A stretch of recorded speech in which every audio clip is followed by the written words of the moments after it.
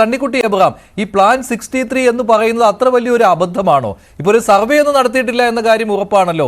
അത് സതീശൻ ക്യാമ്പ് പറയുന്നുമുണ്ട്. അതിന് ഭാരിച്ച ചെലവ് വേണ്ടി വരുന്ന ഒന്നാണ്. മാത്രമല്ല, ഒരു രഹസ്യ സർവേ ഒന്നും കോൺഗ്രസിൽ സാധ്യമാകുമെന്ന് തോന്നുന്നില്ല. പക്ഷേ എന്തുകൊണ്ടാണ് ഇത് എതിർക്കപ്പെടുന്നത്? ഈ പ്ലാൻ 63 അത് സതീശന്റെ ചില ഗൂഢ ലക്ഷ്യങ്ങൾ അതിന് പിന്നിലുണ്ട്. അങ്ങനെയാണല്ലോ ഇപ്പോൾ എന്തായാലും ഇതിനെ എതിർക്കുന്നവർ പറയുന്നത്. മറുചേരി പറയുന്നത് അങ്ങനെ തന്നെയാണല്ലോ പറഞ്ഞുകൊണ്ടിരിക്കുന്നത്. എന്താണ് ഇതിന് കാരണം?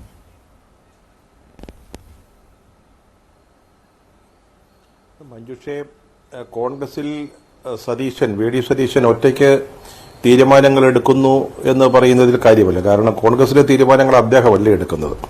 പ്രതിപക്ഷ നേതാവെന്ന നിലയിൽ നിയമസഭയിൽ ആര് സംസാരിക്കണം, ആര് അടിയന്തര പ്രമേയത്തിന് നോട്ടീസ് കൊടുക്കണം മുതലായ കാര്യങ്ങളിലൊക്കെ അദ്ദേഹം തീരുമാനമെടുക്കുന്നതിനപ്പുറത്ത് ഏത് കാര്യത്തിലാണ് കോൺഗ്രസിനുള്ളിൽ വി ഡി സതീശൻ സ്വന്തം നിലയ്ക്ക് തീരുമാനമെടുത്തത്? ഇപ്പൊ ഇവിടെ സർവേ എന്നാണല്ലോ പൊളിറ്റിക്കൽ അഫയേഴ്സ് കമ്മിറ്റിയിൽ ഒരു വിഭാഗം ആളുകൾ പറഞ്ഞത്. പിന്നീട് അവർക്ക് തന്നെ മനസ്സിലായി, കാരണം അത് അബദ്ധമായി പോയെന്ന്. സംഭവിച്ചത് എന്താണെന്ന് ചോദിച്ചാൽ, പൊളിറ്റിക്കൽ അഫയേഴ്സ് കമ്മിറ്റി ചേരുന്നതിന് മുമ്പായിട്ട് കെ സി വേണുഗോപാലിന്റെ അടുത്തൊരു പരാതി ചില ആളുകൾ പറഞ്ഞിരുന്നു. അതായത് വി ഡി സതീശൻ KPCCയോ അല്ലെങ്കിൽ ICCയോ അറിയാതെ ഒരു സർവേ നടത്തി. ആ സർവേയിലെ നിഗമനങ്ങളുടെ അടിസ്ഥാനത്തിലാണ് അദ്ദേഹം മുന്നോട്ട് പോകുന്നത്. അദ്ദേഹം അതിന്റെ അടിസ്ഥാനത്തിൽ തീരുമാനങ്ങൾ എടുക്കുന്നു. പക്ഷെ അവിടെ ഒരു സർവേ ഒന്നും നടന്നിട്ടില്ല. താങ്കളിപ്പോൾ നേരത്തെ പറഞ്ഞാൽ അതിനൊരു വലിയ ചെലവുണ്ട്. അതുമാത്രമല്ല, കോൺഗ്രസിൽ ആരും, നേതാക്കളോ പ്രവർത്തകരോ, സംസ്ഥാന തലം മുതൽ മണ്ഡലം തലം വരെ ഉള്ള നേതാക്കൾ അറിയാതെ എങ്ങനെയാണ് ഒരു സർവേ നടക്കുക? ഒരു 144 മണ്ഡലത്തിലോ അല്ലെങ്കിൽ 63 സീറ്റുകളിലാവട്ടെ, അവിടെ ഒരു സർവേ ഒന്നും നടക്കുന്നത് അസാധ്യമാണ്. പക്ഷെ അദ്ദേഹത്തിന്റെ ഗ്രഹപാഠം, അദ്ദേഹത്തിന്റെ മുമ്പിൽ ധാരാളം ഡേറ്റാസ് ഉണ്ട്.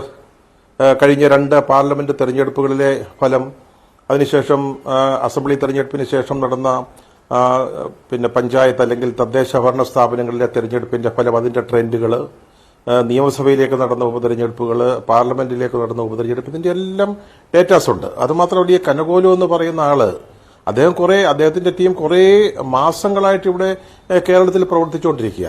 അവര് പല കാര്യങ്ങളിലും സർവേയോ അല്ലെങ്കിൽ അന്വേഷണങ്ങളോ അല്ലെങ്കിൽ വിവരശേഖരണമോ ഒക്കെ നടത്തുന്നുണ്ട്. ആ ഡേറ്റാസ് ഒക്കെ ഇപ്പോൾ കോൺഗ്രസിന്റെ മുമ്പിലുണ്ട്. അത് നമ്മുടെ സതീശനും ആക്സസ് ചെയ്യാവുന്ന കാര്യങ്ങളാണ്. അതിന്റെ അടിസ്ഥാനത്തിൽ അല്പം സമയമെടുത്തതൊന്ന് പഠിച്ചു, അല്പം ബുദ്ധിയും വിവരവും ഉള്ളതുകൊണ്ട് അദ്ദേഹം ഒരു നിഗമനത്തിലെത്തി. ഈ 63 സീറ്റുകൾ ശ്രദ്ധയ്ക്ക് എത്തിച്ചാൽ നല്ലതാണ്. അതിനപ്പുറത്തേക്ക് അദ്ദേഹം 63 സീറ്റ് ഏതാണെന്ന് പറഞ്ഞിട്ടില്ല, അല്ലെങ്കിൽ അവിടെ ആര് മത്സരിക്കണമെന്ന് പറഞ്ഞില്ല. നമ്മുടെ രീതി ഇതാണ്. അത് അദ്ദേഹം പറഞ്ഞത്, ആ സമ്മേളനത്തിൽ പറഞ്ഞത്, കുറെ കഴിഞ്ഞ നിയമസഭാ ഉപതെരഞ്ഞെടുപ്പുകളിൽ ഇതേ രീതിയാണ് നമ്മൾ പരീക്ഷിച്ചത്. ആദ്യമായിട്ട് അവിടുത്തെ കാര്യങ്ങൾ ഐഡന്റിഫൈ ചെയ്യുന്നു.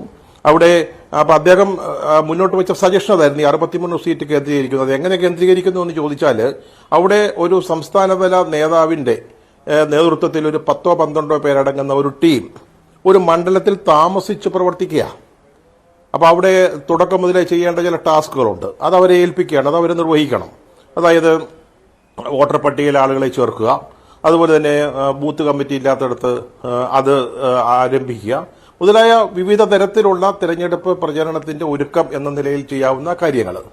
അത് നിർവഹിച്ച് പിന്നെ ഘട്ടം ഘട്ടമായിട്ട് സ്ഥാനാർത്ഥികളെ നേരത്തെ തന്നെ തീരുമാനിക്കുക, പരമാവധി നേരത്തെ അവരെ നേരത്തെ അവതരിപ്പിക്കുക. ഈ വക ഒരു ഐഡിയ അല്ലെങ്കിൽ ഒരു പ്രൊജക്ട്, അതാണ് അദ്ദേഹം അവതരിപ്പിച്ചത്.